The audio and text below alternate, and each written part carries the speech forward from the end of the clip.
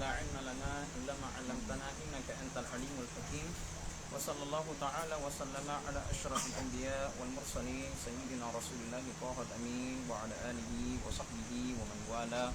أما بعد، وإن التعلم والتعليم والتذكر والتذكير نفع الانتفاع والإفادة والاستفادة والحثر التمسك بكتاب الله تبارك وتعالى وسنة رسوله صلى الله عليه وآله وصحبه وسلم والدعاء إلى الهدى والدلالة على الخير ابتغاء مرضات الله تبارك وتعالى وقربه وثوابه سبحانه وتعالى. Okay, Bismillahirrahmanirrahim.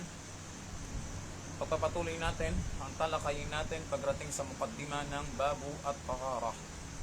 At nung nakaraan tinalakay natin at sinabi natin ayon sa ating tinalakay, gaya ng sinabi ng musannif rahimahullah, la yasihhu at-taharatu illa bima yusamma ma'an. Hindi tanggap, hindi sahih ang paglilinis maliban na lamang sa itinuturing na malinis na tubig, tinatawag na ma'un mutlaq. Ibig sabihin, kapag ang isang tao magwudu, siya ay magbukusol, hindi maituturing na wudu yon o tamang wudu. Ganun din, tamang ghusl ang kanyang ginawa maliban na lamang kung malinis na tubig. At dyan, ayon sa ating mga fuqaha, nahati ang mga tubig sa limang pagkakahati o limang uri. Number 1, ma'un mutlaq. Ibig sabihin, ito yung tinatawag na malinis na tubig. At ang ma'un mutlaq, walang amoy, walang lasa, at walang kulay. Tawag dyan ma al-mutlaq. Ang ikalawa naman, ma al-muqayyad. Ibig sabihin, ang tubig na may halo, mix water. Ang hukom niyan, la yasihhu at-taharatu bihi. Hindi yun pwedeng gamitin pang wudu kapag halimbawa ang tubig ay nahaluan na ng ibang bagay. Tulad halimbawa, ang maaring maihalo sa tubig, nahati lang sa dalawa, imma ay yakuna tahiran wa imma ay yakuna najisan. Maari ang maihalo sa isang tubig ay tahir. Anong mga halimbawa ng mga bagay na tahir? Tulad ng sabon, tahir. Tulad ng kape, tahir. Tulad ng downy, tahir. Pabango, tahir. Malinis ang mga yan. Kapag naihalo yan sa isang timba ng tubig, yung mga nabanggit nating bagay, hindi mo na pwedeng gamitin pang wudu yung tubig dahil meron na siyang either kulay, either lasa, o di kaya amoy. Okay. Ang ikalawa naman, najis. Maari ang isang naihalo sa isang tubig ay najis. Ibig sabihin, marumi na. At kapag ganun nga, maituturing na ang tubig na yun na mutanajis at pupunta yan sa ikalimang uri. Ang ikatlong uri ng tubig na tinalakay natin, ang tinatawag na makruh o yung makruh na tubig ayon sa ating syariah, lalong-lalo na sa ating madhab. May mga tubig na makruh gamitin. Ibig sabihin, pwede siyang gamitin pang wudu, pwede siyang gamitin pang ghusl, pero makruh ang hukom niya.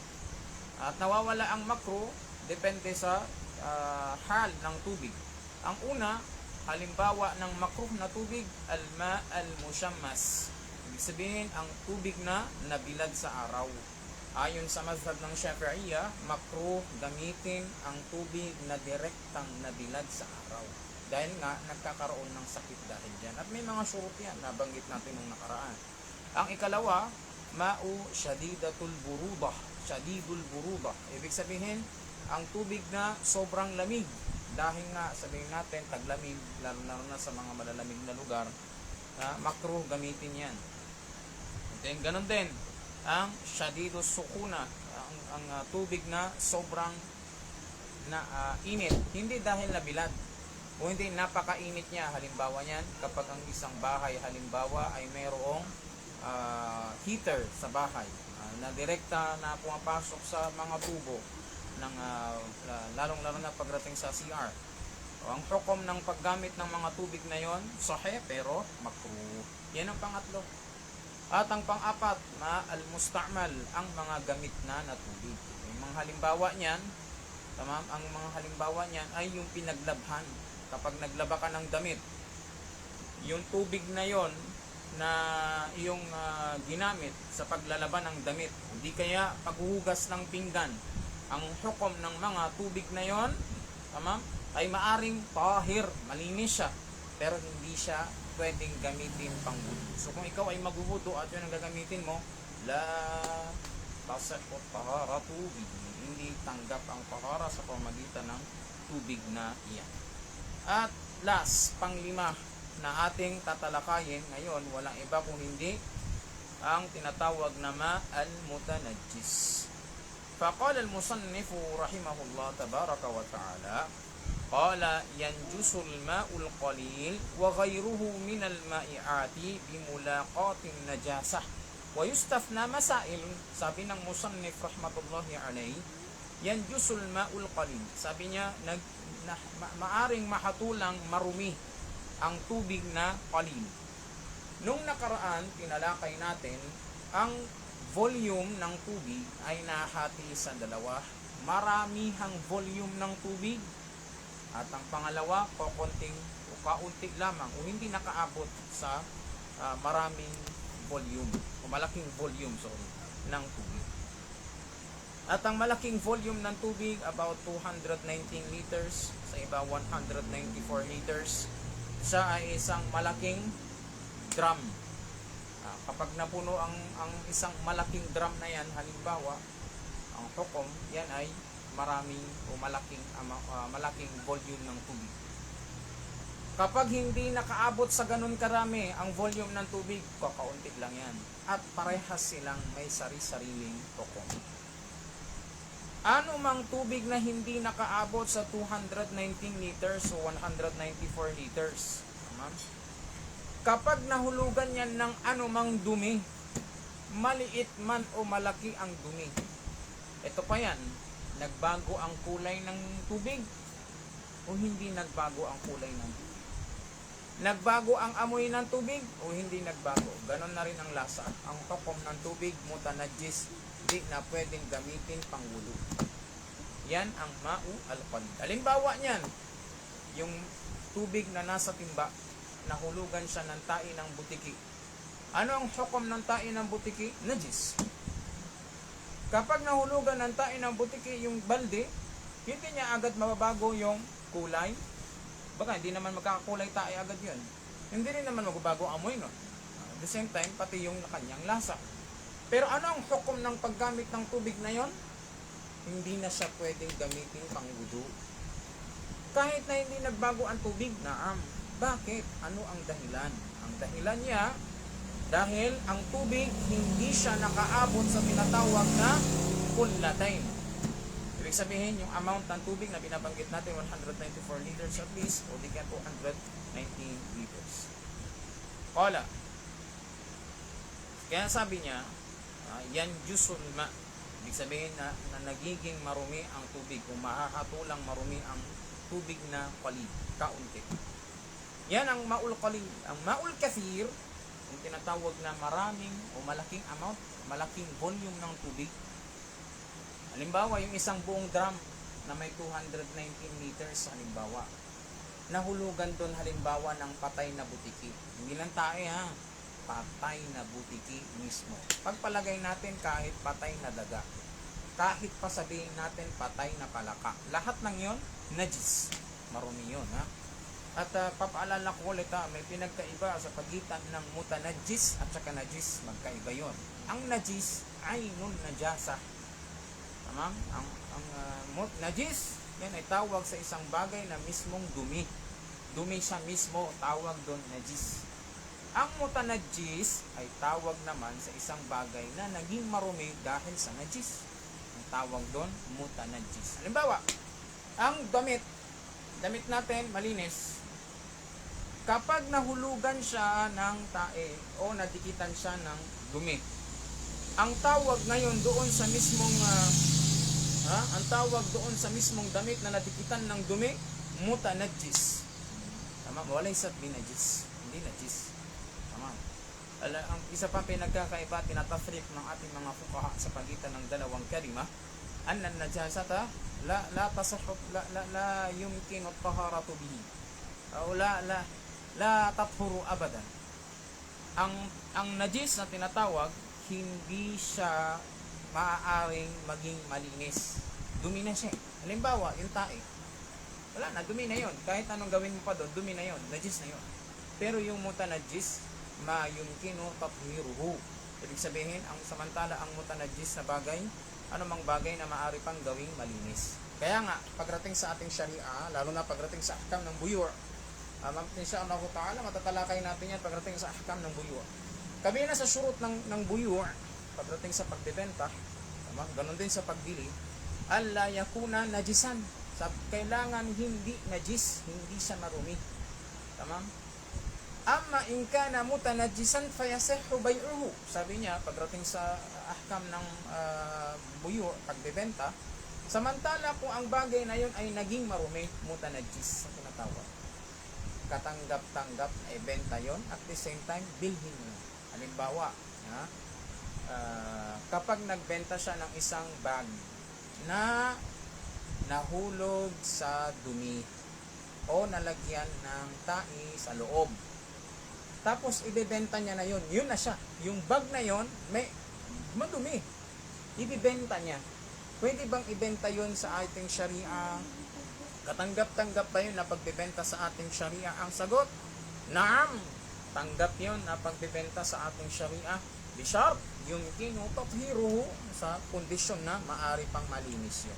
Samantala, yung najis mismo, hindi na siya kasi pwedeng malinis. Istisna ng ating mga fuqaha, yung mga muhaqqarat, tulad halimbawa yung mga ginagamit ngayon sa pagpapataba ng mga pananim. Yung tulad halimbawa ng mga dumi ng mga kalabaw, ng mga baka, ng mga kambing, ng mga manok. Halimbawa, ginagawa yan, hinahalo sa pagpa-fertilize ng mga pananim, mga tanim. Ayon sa ating mga fuqaha, lalong-lalo na sa madhab natin, madhab ng Shafi'iyya, katanggap-tanggap yon dahil kabilang yun sa tinatawag na muhaqqarat o maliliit na value. Kumbaga pinapalampas na ng ating sharia. Pero kung halimbawa malaki ang dumi, yan, wala kasi parang hindi siya tinitignan ng ating sharia na mayroong faida. O kung meron man, mas malaki yung kanyang darar kaysa sa faida. Ala kulli hal. Sabi niya, yanjusul ma'ul qalilu wa ghayruhu. Sabi niya, at na maaring hatulan na marumi ang tubig na kaunti, ma'ul qalil, wa ghayruhu minal ma'i'at, at iba pa mula sa mga tubig. Iba pa sa mga tubig, ibig sabihin iba't ibang texture ng tubig.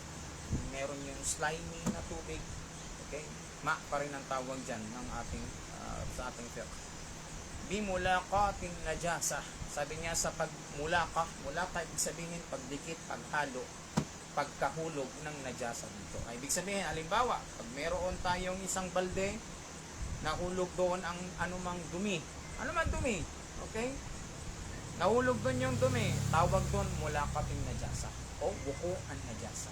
Nahalo na doon sa tubig, ang hukom ng tubig nasa balde, marumi na siya. Kahit hindi pa siya amoy marumi, hindi pa siya tingin marumi, hindi pa siya lasang marumi, marumi na ang tubig. Naam, dahil yun ay ma'u al-qalil. Napakahalaga, lalo na sa atin, may differentiate natin. Ang tubig ba na to, malaking amount ng tubig, malaking volume ng tubig o hindi? Kapag konting volume lang ng tubig, anumang najis ang nahalo doon, anong hukom ng tubig, hindi na siya pwedeng gamitin pang wudu, pang ghusl. Kahit nga panglinis ng najasa, halimbawa niyan, yung sahig, halimbawa, sabihin natin, meron tayong carpet na naihian o nataihan ng pusa. Ang gagamitin kong tubig na panglinis doon, yung nalagyan ng tae ng butiki. Pwede ko bang gamitin pang tubig, pang panglinis? Ang sagot ng ating mga fuqaha, hindi sapat yun. Pwedeng tanggalin niya yung ayn ng najasa, pero siya pa rin ay may tuturing na najis, mutanajis, marumi pa rin. Kailangan mo pa rin ng panibagong tubig. Yun ang madaling sabi. Okay? Wayustaf na masailon. Sabi niya, at pinapalampas dito ang ilan sa mga masail o mga kaso kung saan qala number 1, ma la yudrikuhu at-taraf. Ang una, pinapalampas ano mang hindi nakikita ng taraf, naked eye, hindi siya nakikita ng mata, pinapalampas yun. Halimbawa, meron akong nakitang sabihin natin ito masintabi kung meron nang kumakain, lalo na sa mga nanonood sa atin. Sabihin natin, doon habang ikaw ay dumudumi, mayroong tumalsik na talsik ng dumi dun sa balde ng tubig. Okay? So, sabihin natin na pumutok yan habang dumudumi ang tao. Ngayon, mayroong nahalo sa balde. Nang tinignan mo yung balde, hindi mo mahanap yun. Pero alam mo, mayroong tumalsik doon sa balde. Sa loob ng balde mismo. Tama? Ano ngayon ang tokom ng tawag dito ng balde? Sabi ng ating mga fuqaha, kapag hindi mo makita yung dumi na tumalsik doon sa loob ng balde, ang tokom ng tubig ay mananatiling tahir, malinis. Bakit? Unang pinapalangpas, ma la yudrikuhu taraf. Ano mang hindi nakikita ng mata. Hindi mo na makita eh. Pero alam ko may tumalsik. Nakita ko kumbaga may tumalsik. Pero hindi ko siya, ngayon tinitignan ko, hindi ko siya makita kung andun. Kumbaga nakita ko may tumalsik, pero hindi mo makita yung mismong tumalsik na hinahanap mo siya sa balde ng tubig, hindi mo mahanap. Ano hukom ng paggamit ng tubig na yun para sa wudu? Pinapayagan. Okay?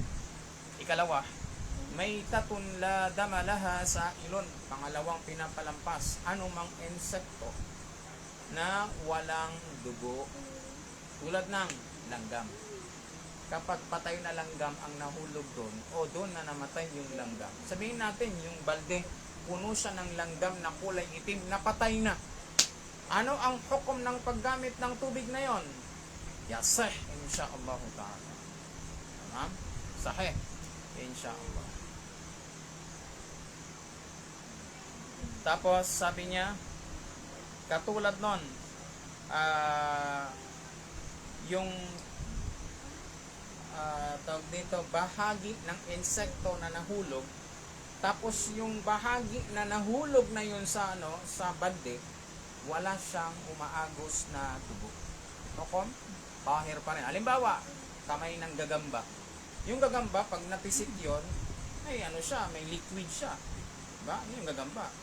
Pero yung galamay niya, kapag nahulog doon sa pag yung gagambang patay na yun, nahulog yun sa mismong tubig, ang hukom na ng tubig. Yung balde pinag-usapan natin. Yung hukom ng tubig na nasa balde, marumi na yun. Pero yung galamay lang ng gagamba, kahit lahat ng galamay niya nahulog doon, tama, anong hukom ng tubig? Mananatili pa rin siyang tahir dahil wala namang umaagos na dugo doon sa kanyang tawag dito, sa kanyang mga galamay. Tabaan yung tinutukoy nating dugo, yung nakikita ng mata, hindi yung nakatago. Qala illa, maliban na lamang, in ghayyarat, sabi niya maliban na lamang kung binago nito ang sifat ng tubig. Ibig sabihin, yung hindi ko nakikita, yung najis na tumalsik doon sa tubig, hindi ko nakita, kapag hindi ko mahanap, pero may amoy na yung tubig. May kulay, nagkakulay agad yung tubig. Nagkalasa agad yung tubig. Ang hukom nun, marumi na ang tubig.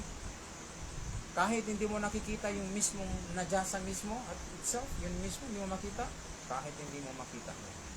Wa may tatulada malahasain, at kahit pa yung insekto na walang dugo, tulad halimbawa ng langgam, tamang sa sobrang amoy ng langgam na yon, nagbago na yung lasa ng tubig, o di kaya nagbago na rin ang kulay ng tubig, o di kaya nagbago ang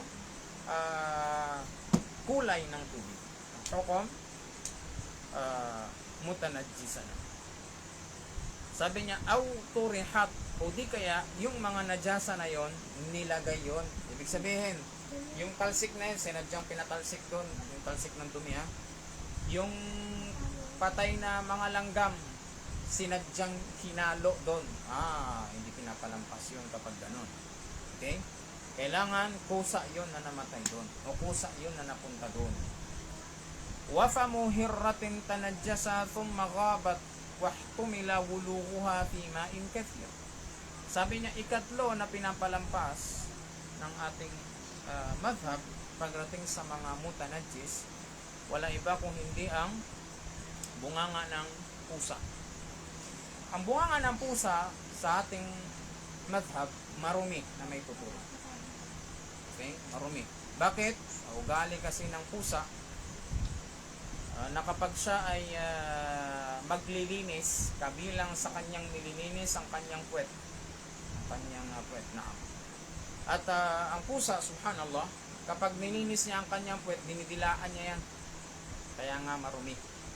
Isa pa, ang pusa din, mahilig sa pag-catch, paghuhuli ng mga, sabihin natin, palaka, bayawak, alibot, ibon, sisiw, insekto, iba pa, iba nilalaro niya.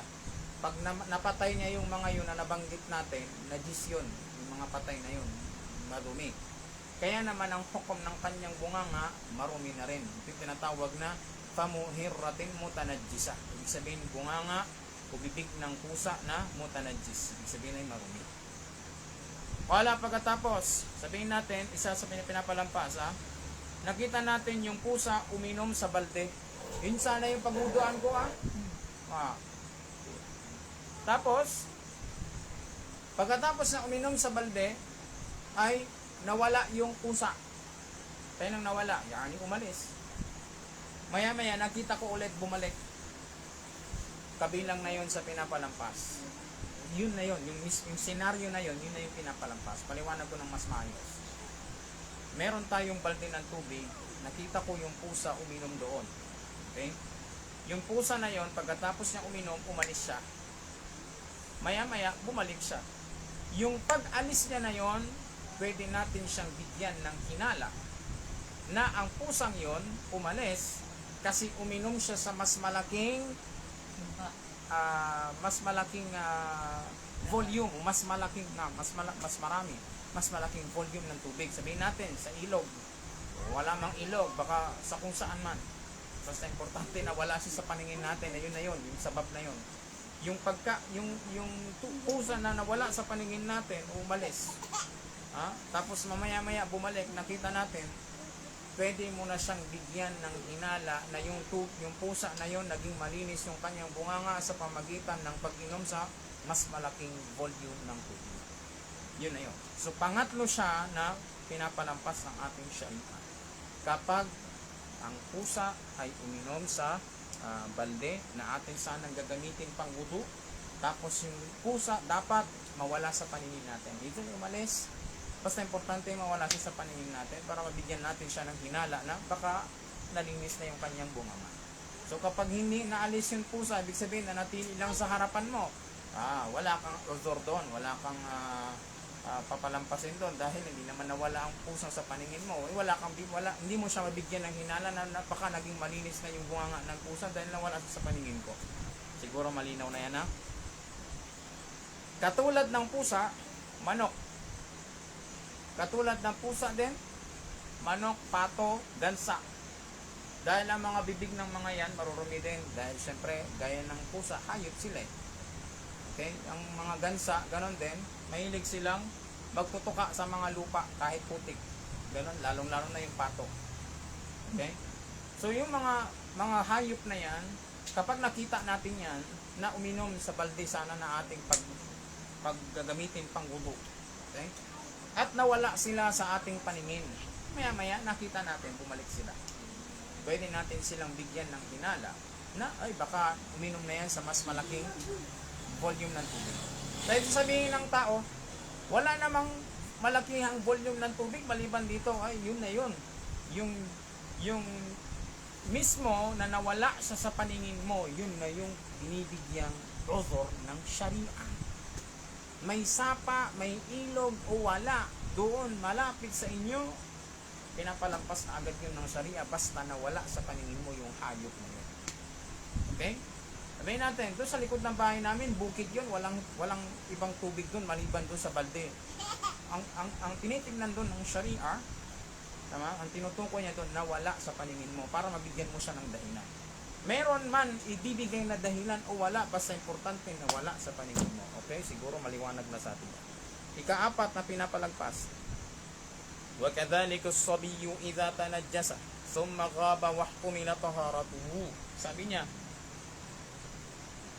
ika-4 na pinapalampas ay yung bata, sabi.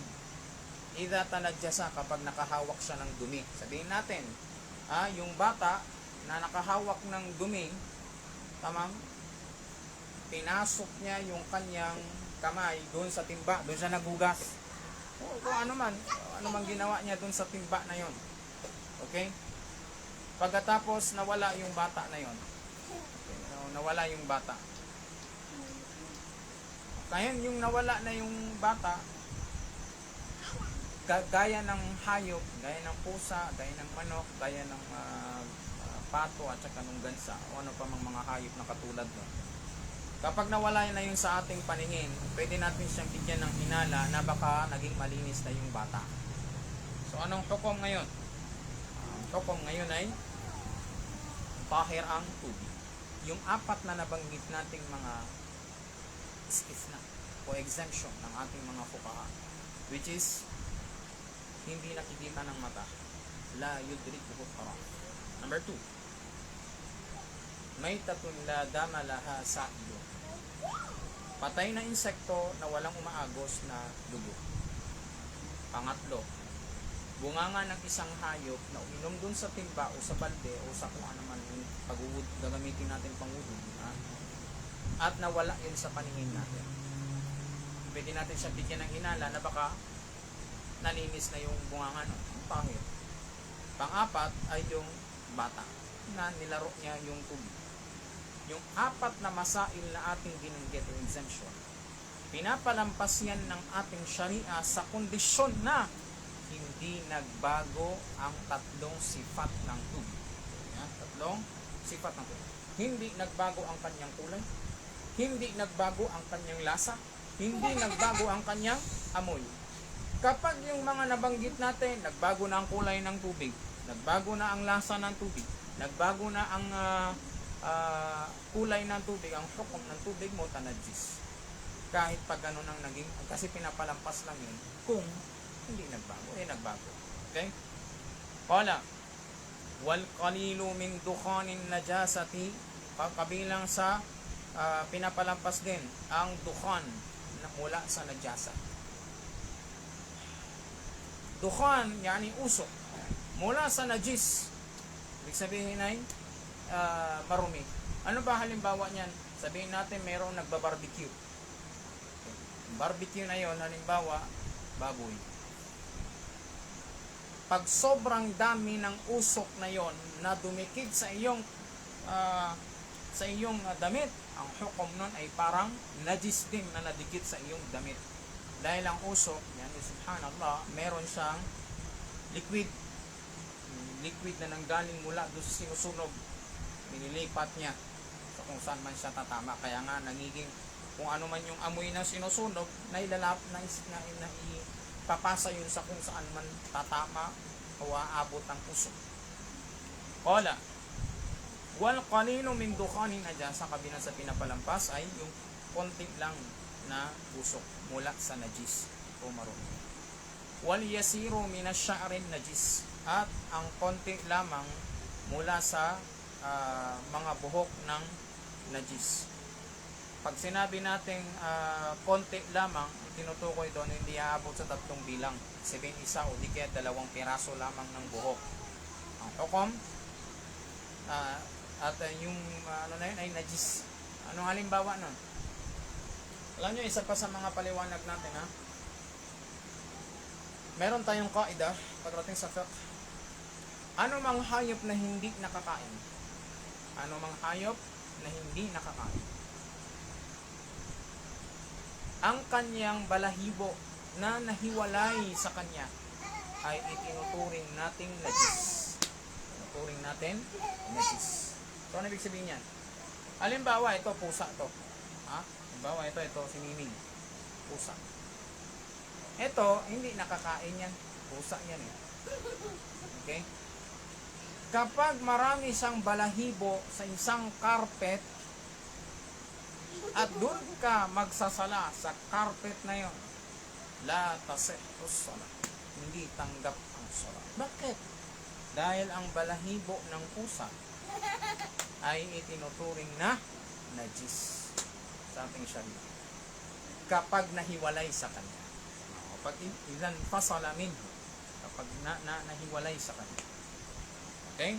So mahalagang ano yan sa atin, na malaman na hindi tayo Hanafi. Ang Hanafi kasi pinapalampas nila ang balahibo ng pusa. Para sa kanila kasi tahir yan, ang balahibo ng pusa. Kumbaga kapag halimbawa yung carpet na ating pagsasalahan maraming balahibo ng pusa, para sa kanila pinapalampas yun. Pero sa atin na Shafi'iyya, hindi. Tinitignan natin yun as marumi.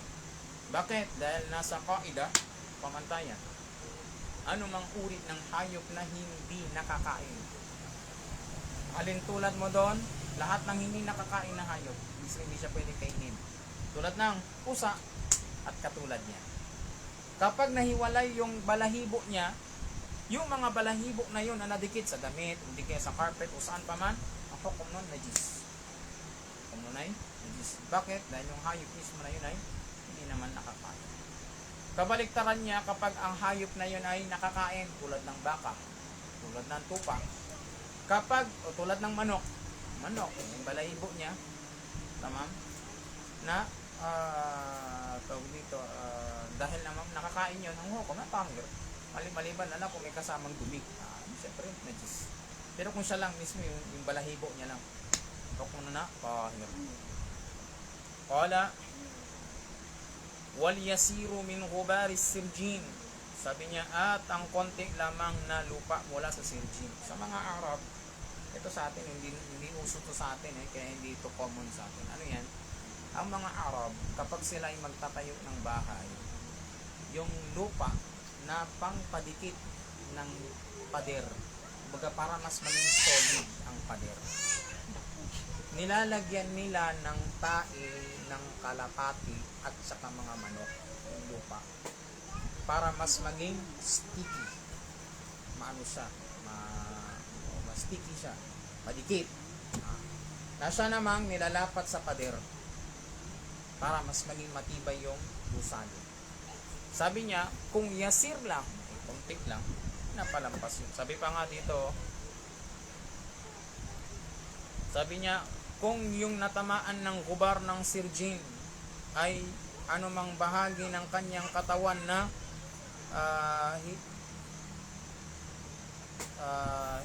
hindi siya basa o baga tuyo, ang hukom tahir. Ganon din, binabanggit ng ating mga fuqaha. Alam niyo yung tae ng baka, tae ng mga kalabaw, ganyan. Pag nadurog yan, kita naman natin may alikabok yan. Diba? Kapag tuyo yung kamay mo, tuyo yung iyong, tawag dito, tuyo yung iyong paa, nadaplisan ka nun, nalagyan ka ng alikabok na yon ng mga sinasabi natin. Ganon din yung natuyong tae ng manok, ganon din yung kalapati, anso. Yung mga natuyong yun, hanggang para siyang, nagiging na siyang alikabok. Kapag nalagay yun sa damit mo, nalagay yun sa kamay mo, nalagay yun sa paa mo, at hindi basa, tuyo. Sabihin, tuyo yung katawan mo, yung kamay mo, yung lang. Ang hukom nun, pagpag mo lang. Hindi mo na kailangan maghugas ng kamay o maghugas ng paa para matanggap ang salat. Pinapalampas yan. Maliban na lamang kung basa yung kamay mo, tapos may mga alikabok na galing mula sa mga dumi na yon na napunta sa kamay mo. Diyan, kailangan mo munang maghugas ng kamay bago ka magpunta ng salat. Siguro malinaw sa atin. Okay? Anong oras na sa atin?